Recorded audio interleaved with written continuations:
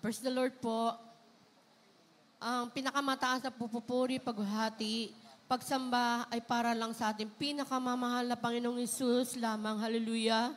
Dobling paggalang po, pagrespeto at patuloy na pag-alaala sa mga ginuntoang aral, turo na ating pinakamamahal parents in the Lord, their beloved Honorable Pastor Wildy Estrada Almeda and beloved Assistant Pastor Lina C. Common Almeda.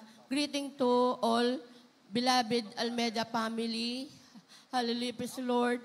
At sa ating mga beloved preacher, worker, at beloved brethren, at sa ating mga manonood sa oras na ito, hallelujah. Ako po'y nagpupuri, nagpapasalamat sa mahal na Panginoon Hesus na nung Friday po, nagdaos po ako ng kaarawan ko. Hallelujah. Nataglay ang kalakasan nagmumula sa mahal na Panginoong Hesus. Hallelujah. At nagpupuri, nagpapasalamat po ako sa mahal na Panginoon sa pagpapala niya po sa amin. Nung wala pa po kami sa gawain na to, 1995 na nasave kami sa gawain na ito sa pamagitan po ng karamdaman na aking beloved father na mild stroke po siya. Hallelujah. Sa TV pa lang po, instant pinagaling po siya ng mahal na Panginoong Hesus. Hallelujah.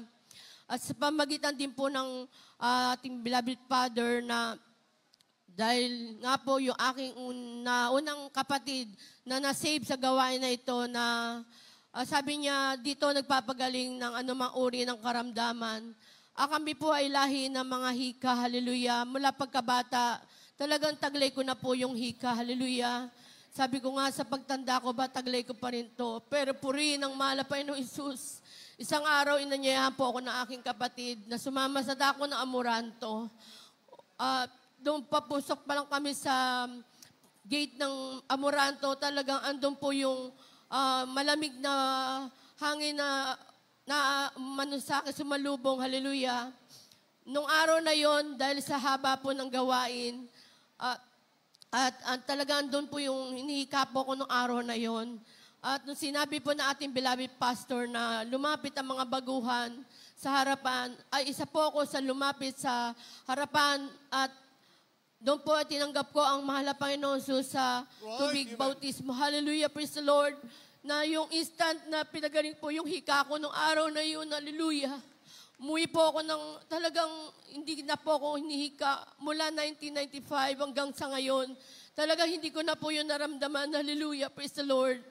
At nagpupuri ako, nagpapasalamat sa mahal na Panginoon Hesus dahil dati po talagang lahat ng hanap buhay hinawakan po na aking beloved mother, maging aking parents na pag-iisda, lahat ng pagtitinda ng lugaw. Talagang marami kami hinawakan lugawan, hallelujah. Pero talagang wala pa rin pong pagpapala, magulong buhay, marami karamdaman, hallelujah.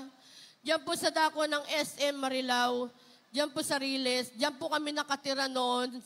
Sa Riles lang po na wala talagang sinasabing amin, hallelujah, na ari-arian, hallelujah. Pero isang araw po, talaga nung matuto po kami magbigay sa gawain na ito, binuksan po ng mahal na Panginoon na ang dungawan niya sa pagpapala, hallelujah. Ngayon po, hindi naman po sa pagmamataas, talagang kanya-kanya na po kami tahanan lupa, sasakyan, hallelujah. Praise the Lord, to God, hallelujah. Na talaga nandyan din po na mula bata hanggang sa pinakamatanda, hindi man po sa pagmamataas, talagang nasave na po sa gawain na ito, hallelujah. Sama-sama po kami nagpupuri, nagpapasalamat sa mahal na Panginoong Hesus sa ginawa niya sa buhay namin. At nagpapasalamat po ako sa mahal na Panginoong Hesus sa pagpapagaling niya. Bali, siguro mga 2 years pa lang kami sa gawain na ito. Yung bunso ko po, 5 years old pa lang siya. Tinubuan po siya ng, hindi ko alam kung ano pong karamdaman niyo na yung uso niya po, nagsugat po yan. Tapos yung dalawang binti niya po, talagang puno po ng sugat. Talagang yung pagtulo nung yung langis na sa kanyang galing sa sugat niya, talagang nagsusugat po. Tapos minsan po talaga yung magigising ka na lang po na puro langgam na po yung paligid niya, nahinigan niya. Tapos hanggang sa binili po namin siya ng folding bed para may mataas po yung kanyang hinigan. Pero andun pa rin po talaga yung langgam po talagang gumagapang po sa kanya. Hallelujah. Pero hindi naman po siya kinakagat. Hallelujah.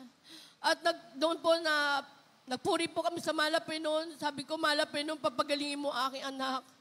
Walang imposible sa iyo. Hallelujah. Pati yung bata talagang andun nagpapasting din po siya kahit 2 meals. Hallelujah.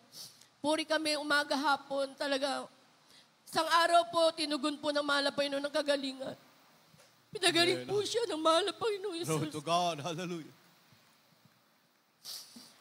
At isa pa po, talaga nung balibagawang pa rin kami sa gawain na to dahil yung anak ko rin bunso na yan, na bigla po yan, kasi may hika po din po yan.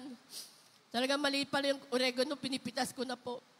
Pati butiki po, pinapakain ko sa kanya. Lagi pinabobombahan sa, sa mga doktor o center, hallelujah, para sa hika niya. Tapos nandun po na bigla po siya nagkasakit na ubo po na talagang magigising po kami na nangingitim na po siya sa sobrang pag-ubo po hanggang sa nagkakanda. Yukot na po siya talaga sa pag-ubo niya. Hallelujah, kasi talaga hindi po kami pwedeng hindi magising dahil nawawalan po siya ng hininga pag-ubo niya. Hallelujah. Ando rin po na nagpuri kami, nag-alay na ayuno. At sa unang panalangin ng mahal na pastor, pinagaling din po ng mahal na Panginoon Jesus. Hallelujah. Hallelujah. At nagpupuri ako, nagpapasalamat sa mahal na Panginoon Jesus sa unang himala niya po sa aming buhay. Bali, galing po kami sa gawain, sa dako po ng Pandayan. May kawayan sa gawain natin. Pauwi na po kami noon. Nung bigla pong huminto yung tricycle na sinasakyan namin. Tapos, ginawa po ng aking beloved husband, tinignan niya po yung gripo po ng gasolina, hallelujah. At wala po siya tumutulo, hallelujah, na gasolina patungo sa makina. Nung ginawa niya po, sinundot niya po doon ng banana stick. At yung pong banana stick po, naiwan po doon sa gripo ng gripo ng gasolina, hallelujah. At wala na po kaming naisip na, sabi ko, Malapay noon, pagkatapos namin manalangin, aandar ang aming tricycle at makakauwi kami ng Mahalhati.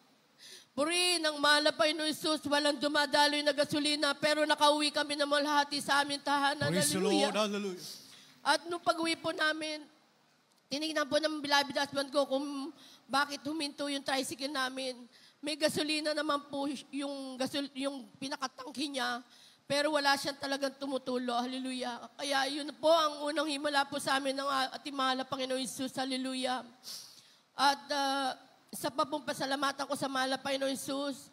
Dati po talaga nangangarap lang po ako. Sabi ko, mahal na Panginoon, sana isang araw makarating ako sa ibang bansa. Tinugon po ng mahal na Panginoon yun. Amen. Hallelujah. Noong June 3, talaga nakarating po ako na ibang bansa na talaga nakakita ko lang po yung mga kapatiran na nakakarating sila ng ibang bansa. Sabi ko sana isang araw malapay noon, ako rin, paratingin mo rin po dyan. Hallelujah. Kaya nagpupuri ako, nagpapasalamat sa malapay noon Jesus. Talagang pinarating niya po kami sa dako ng Hong Kong at Macau na talagang 5 araw po kami. Bago kami umalis, nagpalens po kami sa mga beloved preacher. Hallelujah. At purihin na mahal na Panginoon Jesus, nakauwi po kami na Mahalhati. Hallelujah. Amen. Hallelujah. Maraming salamat sa mahal na Panginoon sa mga himala niya. Hallelujah. Sa mga pagpapala niya po. Isang pagpatlo ko sa inyo, bali mag-overnight po kami ng beloved mother ko sa dako ng Cuneta. Bali mula nung araw na yon overnight, maputik po yung daan. Nung malapit na po kami sa kanto na sasakyan po namin ng jeep, bigla po ako nayuko. Nakakita po ako na nakatuping papel. Tapos pinulot ko po yun. Sabi ko, mahal na Panginoon, ano po kaya itong napulot ko nung pagbukas ko po nakasakay na po kami sa jeep. 840 po yun napulot ko. Sabi ko, mahal na Panginoon, hati tayo. Hallelujah sa perang ito. At puri ng mahal na Panginoon Jesus kasi bali may mana po na na lupa ang aking beloved husband sa dako ng Pangulo o Bando, Bulacan. Nung papatayo na po namin, talaga wala po kami anumang pinansyal, hallelujah. Baga may tiyahanan na rin po naman kami, hallelujah.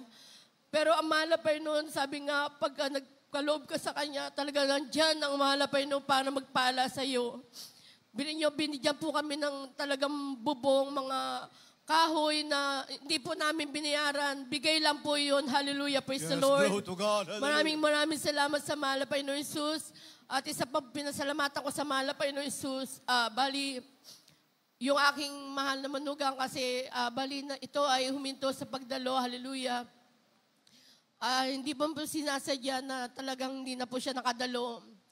Pero po rin ang malapay noong 50th February, muli siya nagbalik loob sa malapay noong Jesus. Hallelujah. Kaya po siya nagbalik sa malapay noon. Kasi po yung kanyang puso, bali, yung isa maliit, isa malaki. At ooperahan po ito, hiningi sa amin malaking halaga. Pero sa pagdalo at patuloy niyang pagdalo sa gawain na ito, talagang pinagaling na po siya na malapay noon. Amen. Hallelujah. At na lang po siya, monitoring na lang po siya. At sa February na po ang balik niya sa San Taon po, hallelujah. At doon po napatunayan po niya na nagpapagaling talaga ang mahal na Panginoon sa gawain na ito, hallelujah. Nagpapasalamat din po ako sa mahal na Panginoon Jesus sa pinagkaloob pong trabaho sa aking beloved mga anak. Bagamat yung iba, yung aking anak na panganay, hindi po siya talaga nakatapos ng accounting. Pero po rin ang mahal na Panginoon Jesus, ngayon po talaga sa accounting po sila nagtatrabaho. At pinagkaloob po sila ng sasakyan na talagang wala po silang babayaran o gasolina o anuman tollway pa. Talaga pinagkaloob po ng mahal na Panginoon Jesus sa aking mga anak yan. At hinipo po yung kanyang hamo, hallelujah. Kaya pinapasalamatan ko mahal na Panginoon Jesus dahil sa pinagkalooban po sila ng mabait na amo, hallelujah. Na talaga nandyan nagbibigay sa kanila ng lahat ng kanilang pangangailangan na wala anumang silang ginagastos. Kaya pinapasalamatan ko po ang mahal na Panginoon Jesus sa lahat ng mga pagpapala niya na pinagkaloob sa aking mga anak. Hallelujah. Maraming salamat sa mahal na Panginoon Jesus sa lahat ng mga pagpapala niya, sa pag-iingat niya sa amin. Hallelujah. Ang lahat ng kapurihan pasalamat tanging sa ating pinakamamahal na Panginoon Jesus. Hallelujah.